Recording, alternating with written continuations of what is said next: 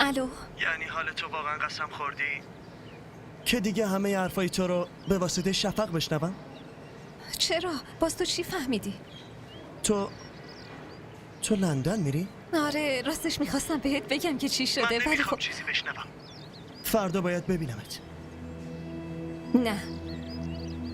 چرا نه؟ اون روز من دیگه به خودم قول دادم که دیگه هیچ وقت باهات بیرون نیام و قرار نذارم. که اینطور حالا دیگه لندن میری؟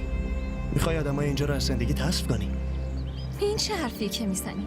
خب اشکال نداره. اون لجبازه، من از اون لجبازتر. داداش بزرگشم.